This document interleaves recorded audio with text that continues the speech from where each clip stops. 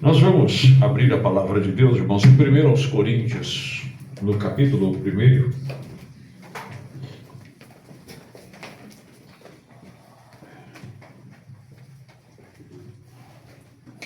Graças ao nosso bom Deus. Nós vamos ler do verso 26 a seguir. Agradecemos a todos, sejam bem-vindos em nome do Senhor Jesus. A Vitória que está lá atrás, eu estou vendo mal. Não é todo dia que se tem Vitória, né? Deus abençoe, Vitória. Prazer rever a irmã. Serve também mais uma vez, né, com a família. Deus abençoe os nossos irmãos lá atrás. Deus abençoe. Né? Sim? A irmã Júlia. Olha quantas novidades, né? Deus abençoe, irmã Júlia. Amém. Jesus. É sempre um prazer ter todos os irmãos conosco, né? Amém. Graças a Deus. Então vamos ler a palavra do Senhor? Porque vede, irmãos, a vossa vocação, que não são muitos os sábios segundo a carne, nem muitos os poderosos, nem muitos os nobres que são chamados. Mas Deus escolheu as coisas loucas deste mundo para confundir as sábias. E Deus escolheu as coisas fracas deste mundo para confundir as fortes. E Deus escolheu as coisas vis deste mundo e as desprezíveis e as que não são, para aniquilar as que são, para que nenhuma carne se glorie perante ele.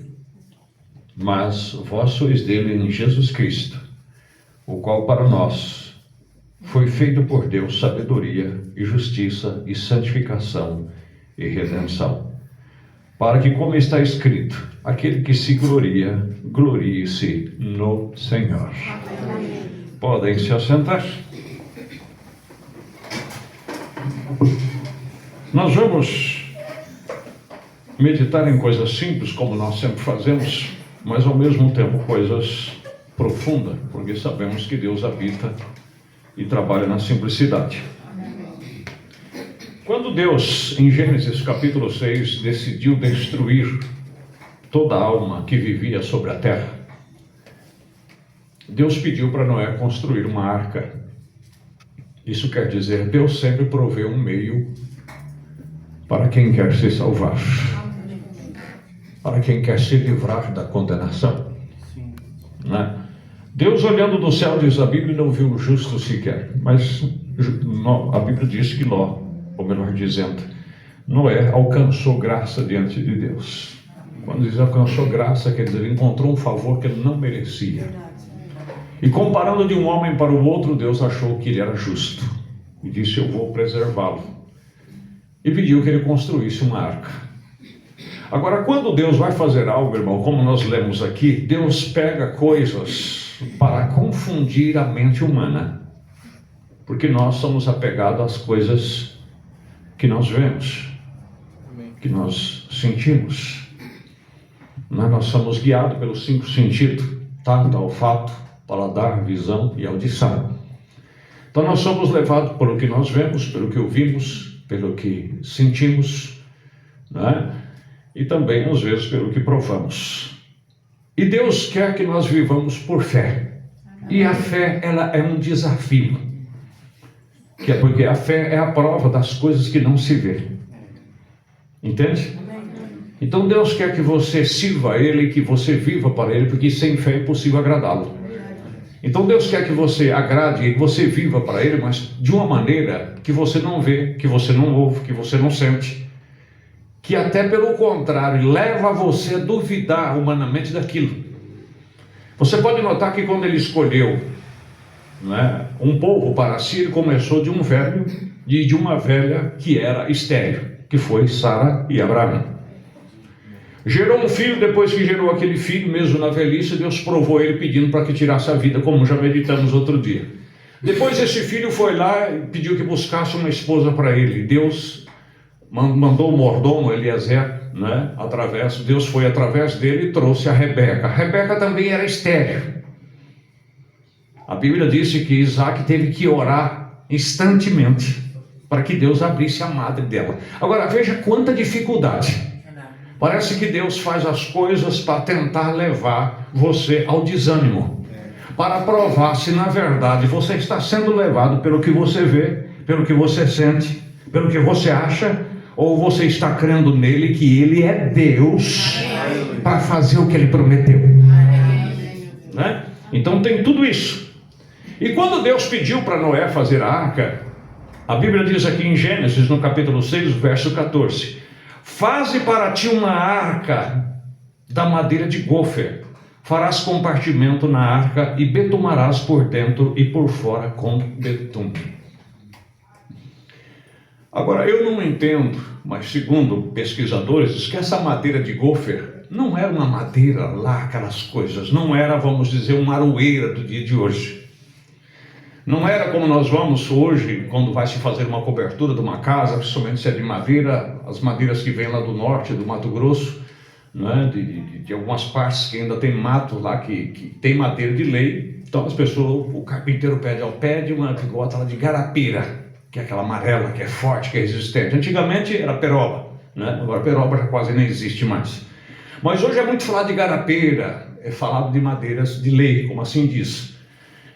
Mas essa madeira de gofer, dizem que era uma madeira que quando ela secava, ela ficava esponjosa, ela ficava toda cheia de furo.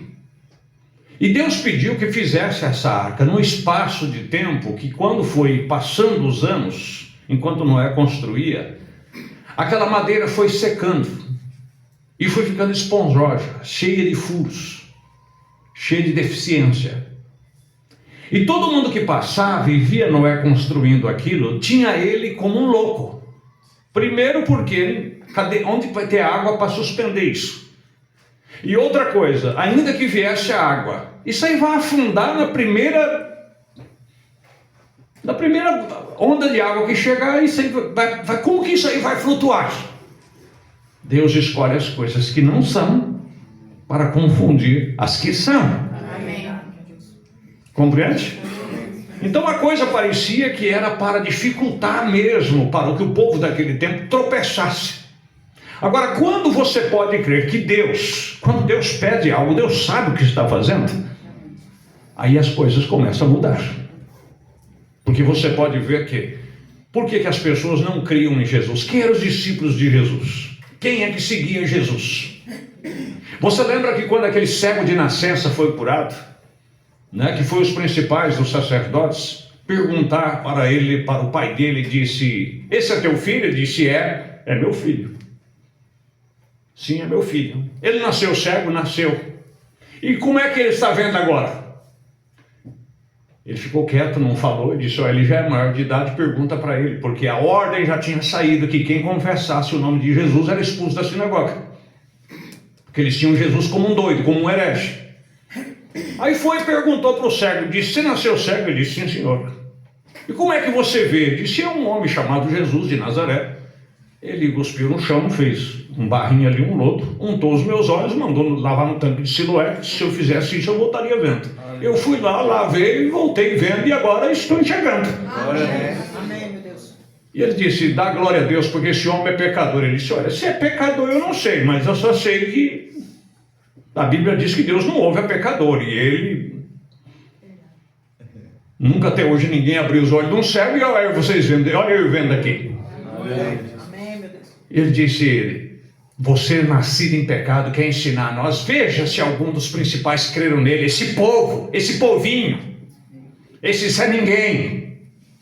Olha o povinho que segue ele. Agora esse povinho que não conhece a lei, que não conhece a Bíblia, estou seguindo ele. Mas veja se algum dos principais creram nele. Agora a própria Bíblia que não diz que não são muitos os sábios, não são muitos os entendidos, não são muitos os nobres que são chamados. Mas Deus escolheu os que não são. Deus escolheu o povinho. Deus escolheu aqueles que ninguém dá nada por ele.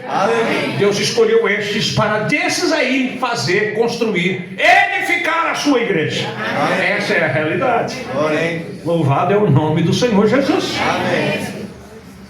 Aqui em Lucas, no capítulo 7, Jesus estava na ceia ali de Simão, onde estavam grandes pessoas que foram convidadas, e ele era meio curioso, queria ver Jesus. Mas por outro lado, também tinha um complexo acerca de Jesus, porque as pessoas gostavam de Jesus pelos milagres. Como Nicodemos foi ter de noite, ele diz: sabemos e entendemos que as coisas que tu fazes, Deus tem que ser com você, porque ninguém é capaz de fazer isso, né? Mas ele foi de noite, escondido. E Simão também convidou ele, mas na frente dos convidados, Simão fez que não conhecia, fez como se ele estivesse ali como um picão, como um intrometido. Porque todos os visitantes que chegavam naquela época na casa, era dado água para lavar os pés, eles eram ungidos com um unguento, com um perfume, por causa do odor, que naquele tempo não havia, né? Pavimentação, as estradas eram tudo de chão e poeira, e aquelas vestes compridas deles, e o calor muito forte. Então o cheiro, o odor. Então a primeira coisa, lavava os pés. Depois ungia o seu rosto com azeite, alguma coisa, por causa da queimadura do sol. Depois dava um pouco de perfume para a pessoa ficar à vontade. E Jesus chegou, e era a saudação até hoje dos tradicional lá. Eles não dizem bom dia ou boa tarde, eles vão e dão o ósculo, entendeu? Como o Judas fez, e até hoje eles fazem: eu te saúdo. Então eles iam e davam o ósculo.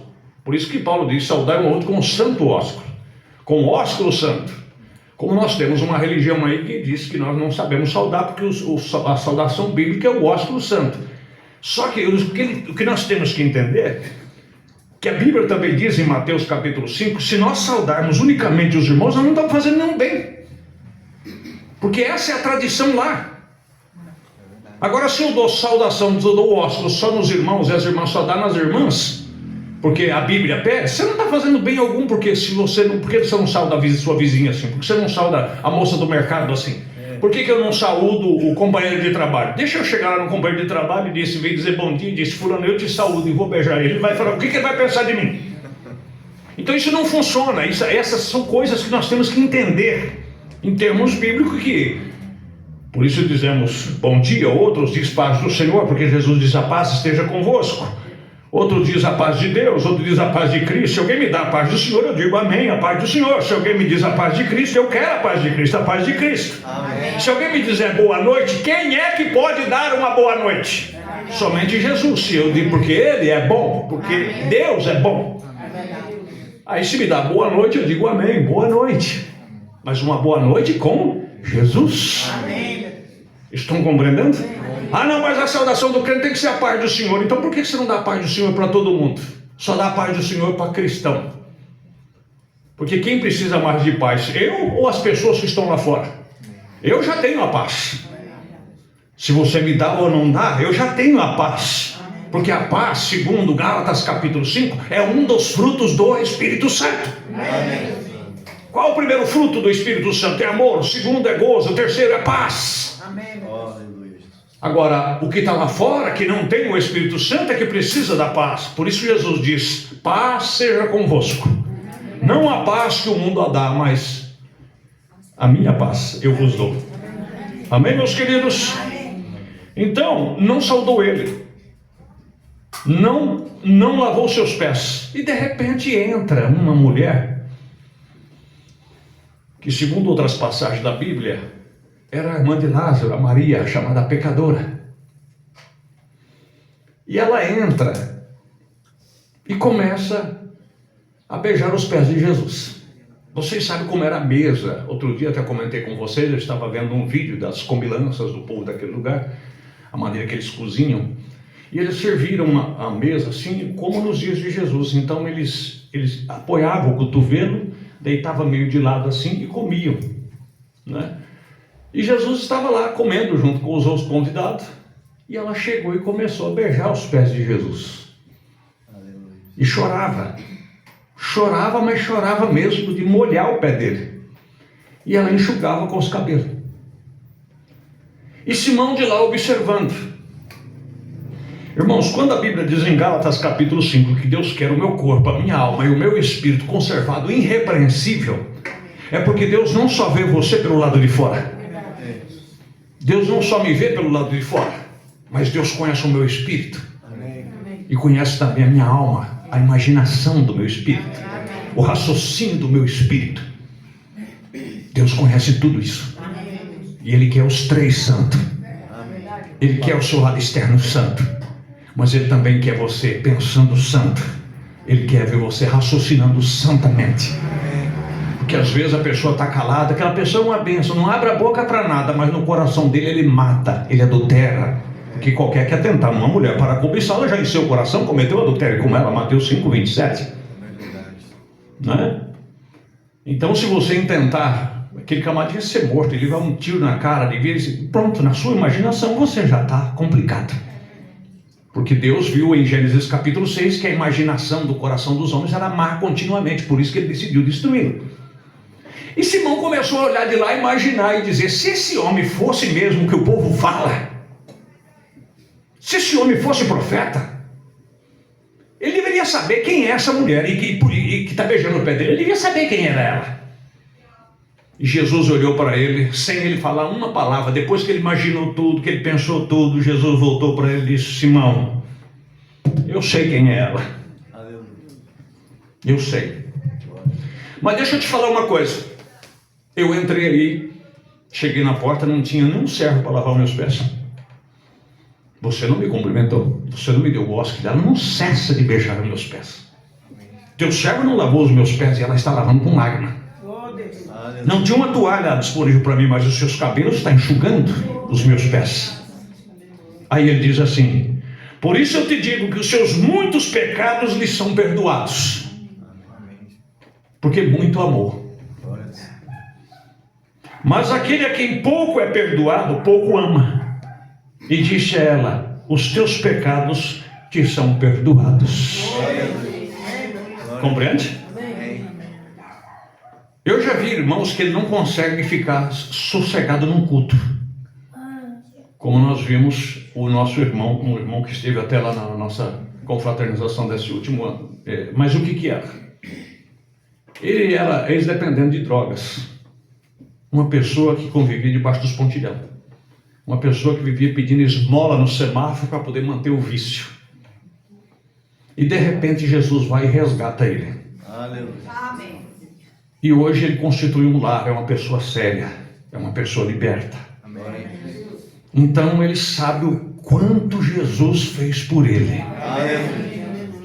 E é por isso que muito ele ama. Amém. E é por isso que quando fala do nome de Jesus, ele não se aguenta. Ele o glorifica. Amém. E ele faz um grande barulho. Amém. Compreende, meus queridos? Amém. Então a madeira de gofer ficou cheia de buraco. E uma pessoa, quando ele era muito pecador e Deus perdoa, porque é simples, a pessoa está lá no mundo. É um Zé ninguém dá valor por ele, é uma madeira de gofer, é uma madeira que ninguém quer para nada, porque não aguenta sol. E aí o que acontece? E esse são eu, são você. E Deus nos pega lá, ninguém dava um centavo por nós. Eu quero dizer na questão de, às vezes, até de qualidade, que você pode ver, como eu estou falando, quem eram os discípulos de Jesus? Maria Madalena, Zaqueu, o ladrão de imposto. Não é? Então os principais do sacerdote disseram: veja o povo que segue esse homem.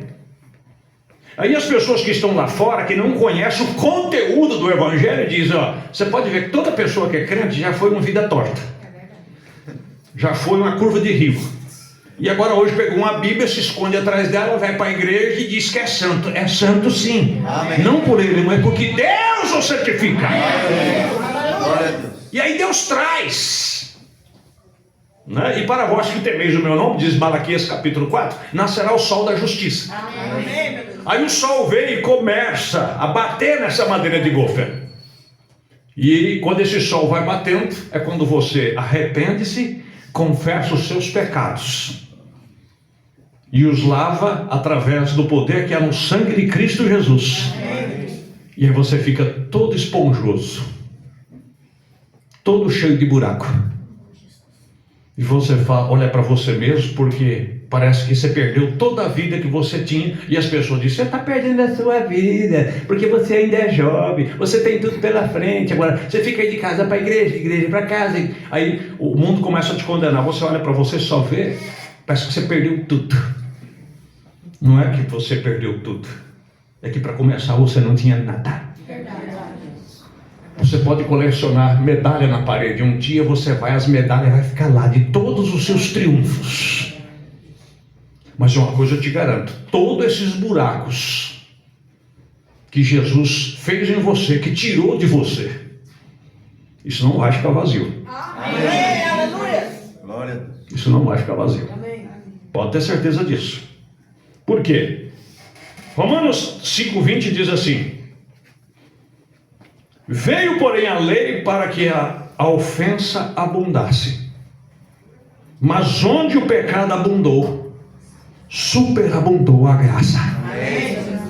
Ou seja, aonde tinha pecado, que o sol da justiça sugou, secou, toda aquela vida ruim que vivíamos, todos os desejos errados, ficou um buraco em nós. Por isso que você não pode parar aí, porque você vai se tornar uma madeira esponjosa. Mas aonde tem mais buraco, é onde cabe mais água. Verdade. Aleluia. Entende? Aleluia. E aonde mais foi perdoado, há mais amor. Por quê? Porque mais vida de Deus vai caber ali dentro. Aleluia. Vai ficar quase nada de você. Entende? Amém. Por isso que aquele mancebo, ele não conseguiu, porque ele só tinha um buraquinho. A única coisa que ele tinha era avareza, o resto ele cumpria tudo. Ele olhou para si mesmo e falou assim: eu não preciso dessa seiva aí, não. Tá bom do jeito que eu estou. Mas aquela mulher pecadora, tadinha, quando Jesus perdoou os pecados dela, que o sol veio sobre ela, olhou para si e disse: eu não valo em nada. Quanto mais Deus bate em cima de você, mais miserável você se sente. Deus nos ajude, irmãos. Como em muita prova de tribulação, agora eu vou para 2 Coríntios 8:2. Como em muita prova de tribulação houve abundância do seu gozo, e como a sua profunda pobreza superabundou em riqueza da sua generosidade. Vai perceber, tudo que Deus tira de você, Ele depois te dá algo especial. Como em muita prova de tribulação, porque todos que vêm a Cristo Jesus têm que passar por tribulação, né? Houve abundância do seu gozo. Quanto mais o diabo te atribula, e aí você vence aquela tribulação, aí no lugar daquela tribulação fica um buraco ali, e Deus vem e te enche de gozo. Amém. Que é a alegria da alma. Amém. Né? E como na sua profunda pobreza, porque dos pobres é o reino dos céus, quer dizer, você não tem muita coisa, Deus abundou na sua generosidade. Deus não deixa te faltar nada, porque você vive por fé. E Deus superabunda isto. 1 Timóteo 1,14. E a graça de nosso Senhor superabundou com a fé e o amor que há em Cristo Jesus. Então Deus não fica devendo nada a ninguém. Agora, para nós concluirmos uma coisa interessante, né? A madeira de golfe, ela perdeu toda a sua seiva, porque o sol veio mas quando as pessoas, foi uma surpresa para as pessoas, que quando viram aquele esqueleto de madeira ali, toda aquela madeira toda esponjosa, toda furada, eles se surpreenderam, porque Deus ainda não tinha terminado a sua obra. Então você que está aqui nesta noite, que olha para você e vê muitos buracos em você, você vê muito, Deus ainda não terminou com você. Isso é Filipenses capítulo 1, verso 6. Aquele que em vós começou a boa obra, aperfeiçoará até o dia de Jesus Cristo.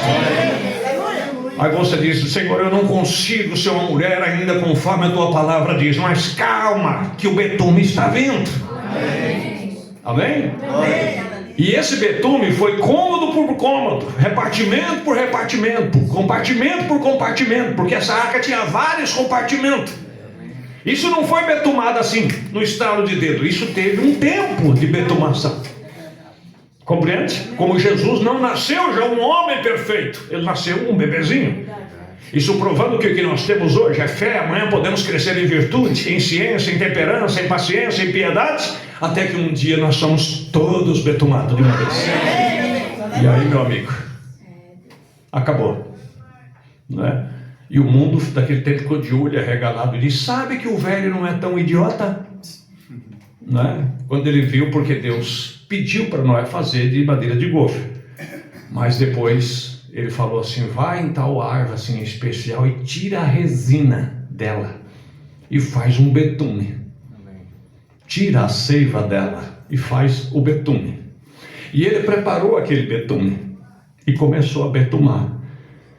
E como era esponjosa, então o betume entrava e calafetava. E outra, por dentro e por fora. É como eu estou te falando, Deus não quer só apenas você com aquela aparência de pessoa certa. Ele quer não só a sua aparência certa, mas Ele quer os seus pensamentos certos, suas intenções certas. Agora, não é como muitas religiões que Deus só quer o coração. Não, Deus não quer só te betumar também por dentro. Mas quando Ele te betuma por dentro, Ele também te betuma por fora. Você está vendo como é que Deus é perfeito? Tipo perfeito de Cristo e sua igreja. Como a árvore tinha que ser cortada, ser batida e ferida, e todo o sumo extraído dela, então aquilo era aplicado em uma outra árvore, para preservar a árvore através do julgamento. Agora, veio o profeta de Deus e diz: como foi tirado todo o sumo de outra árvore para fazer o betume, para aquilo preservar uma outra árvore, Jesus teve que morrer, mas morrer mesmo. A Bíblia disse que o seu sangue saiu tanto, ele perdeu tanto sangue que quando furou do seu lado, saiu sangue e água, quer dizer, já não tinha mais o que perder. Deus tirou toda a vida que estava naquela árvore, com um único objetivo: para pegar as madeiras de gofer, que somos nós, e poder pegar aquela resina, a vida que estava em Cristo Jesus, para betumar a eu e você. Louvado é o nome de Jesus. Compreende? Através do julgamento, quer dizer, porque o que era o julgamento? O dilúvio que viria. E por que Deus nos quer? Efésios 4:30 diz: não entristeçais o Espírito Santo de Deus, nos quais estáis selado para o dia da redenção. Agora, esse selado quer dizer betumado por dentro e por fora. Por quê? Porque o julgamento está vindo aí. Irmãos, nós estamos por isso aqui, ó. Porque se a Coreia do Norte resolver entrar na briga com a sua bomba nuclear, se o Irã já está, Israel já está, Estados Unidos está, China, e essas pipocas começar a estralar aí, eu não sei se a Terra vai aguentar a Terceira Guerra Mundial. Porque segundo aquela bomba que soltaram em Hiroshima, né? Eu acho que o Sérgio podia falar melhor isso aí do que eu, porque eu não estudei muito isso, mas meu estudo é limitado. Mas eu estava vendo um vídeo que disse que, irmãos, centenas e centenas e centenas de quilômetros de Hiroshima estouravam os vidros das casas, por causa do impacto. Isso a bomba de Hiroshima e Nagasaki. Agora imagine você a potência dessas bombas de hoje. E enquanto isso, enquanto esse julgamento vem, o que Deus quer? Deus quer betumar o seu povo. Amém. Deus quer que você se encha da vida dele, do poder dele, para que quando isso aconteça, isso não venha causar dano em você. Por quê? Porque perder essa vida aqui, se você não perder agora, vai perder depois. Se você não morre de novo, de velho não escapa. Segundo o Salmo 90, os anos de vida que Deus deu por um homem é 70 anos. Alguns, por ser robusto, vai até os seus 80, até 100 anos, mas de bengala, tremendo. Nós não passamos disso. E ainda com um monte de enfermidade, ainda mais hoje com essa questão da industrialização dos alimentos. Você vê aí crianças nascendo já diabéticos. Você vê já pessoas aí de 40, 50 anos perdendo o sentido já com Alzheimer. Então o que está acontecendo? Nós somos mortos. Como eu sempre falo em velório, né? Quando você vê um homem andando aí, é um morto-vivo. É só questão de tempo. Não é verdade? Mas o que Deus está querendo? Enquanto isso, Deus está tentando através da sua palavra. Não é através de religião, não é através de ser um membro a mais em uma igreja. É através do Espírito dele e da palavra fazer com que você se ligue com Ele, que você tenha uma comunhão com Ele, que você tenha uma relação com Ele e diga: eu dependo exclusivamente de Deus 24 horas da minha vida, e preciso dele como meu Salvador, como meu Redentor, como meu cuidador. E aí o que acontece? Ele vai te betumando. Amém? Quando você menos espera, você olha onde é que era buraco e você não vê buraco mais. Onde você viu uma fraqueza, você olha e já não vê mais. E Ele está trabalhando. E quando você menos espera, quando a tribulação começa a chegar, você diz: olha, eu posso flutuar. Amém? E quando as coisas apertar aqui mesmo que não tiver mais jeito, e a tribulação começa a querer cair, Deus fala: meus filhos, chegou a hora de flutuar. E aí nós somos revestidos do exterior, num abrir e fechar de olhos. Seremos transformados e a morte será tragada na vitória. E aí subiremos a encontrar com o Senhor nos ares. Vale ou não vale a pena servir a Deus? Vale ou não vale a pena se servir dessa resina? Agora não esqueça, Deus te chamou porque Ele sabia o quanto de buraco ia ficar em você quando Ele te tirasse tudo isso. Quão vazio você iria se sentir. E quanto mais esponjoso, mais a resina entra. E depois que Noé betumou aquela arca por dentro e por fora, eu vou te falar, bati em bico de monte aqui, bati em bico de monte ali, nem sequer mexia com ela, porque o betume estava lá calafetado. E vai chegar uma hora, meu irmão, minha irmã, que o diabo vai colocar um iceberg aqui, vai colocar outro ali, e você, mais que nem o Titanic, não, você vai bater lá e você fala: problema seu, quebra ele no meio e você vai indo. Louvado seja o nome do Senhor. Escreveram no casco do Titanic: nem Deus afunda esse barco. Não precisa nem de Deus. Só uma grande montanha de gelo escondida dentro da água foi o suficiente para mandar tudo para o fundo do mar. Agora eu digo para você, um cristão, um Zé Ninguém, um golfer lá fora, que às vezes nesta hora pode estar caído numa sarjeta com a boca cheia de mosquito, se ele reconhecer que existe um Deus, como essa mulher que era pecadora, que vendia o seu corpo para a prostituição, para poder sobreviver, Jesus disse: os seus muitos pecados são perdoados. E depois ela podia se assentar enquanto a sua irmã preparava comida, desesperada para lá e para cá, e dizendo para Jesus: fala para ela me ajudar aqui, porque eu tenho que preparar tudo para o senhor sozinho, né? Jesus disse: ela escolheu a melhor parte. Ela estava papando a palavra. Amém? Como nós sempre estamos comendo desta palavra, pedindo deste betume. Que Deus os abençoe. Em o nome de Jesus. Ponhamos-nos de pé e vamos agradecer. Querido e poderoso Deus, tenha misericórdia de nós, Senhor. Esse mundo está por um triz. Como diz um cientista, Senhor, esses tremores que constantemente estão no Japão, como está em outros lugares, essas placas que assim eles dizem, seja lá a maneira que eles queiram explicar. Meu Deus, quando tudo isso começar a impactar e estas bombas começarem a redundar de um canto para o outro, ah, Senhor, tenha misericórdia de nós. Não deixemos estarmos aqui, porque essa terra poderá não suportar este impacto.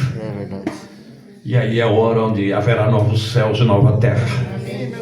Porque esse grande vulcão que está no eixo da terra aí, Senhor, que vomita um pouquinho aqui e um pouquinho ali, ele empurrará tudo isso para cima, e a tua palavra nos diz que o mar nem sequer vai existir mais, no impacto dessas lavas de fogo que vomitará. E Senhor, aonde vou estar? Onde estará a glória deste mundo?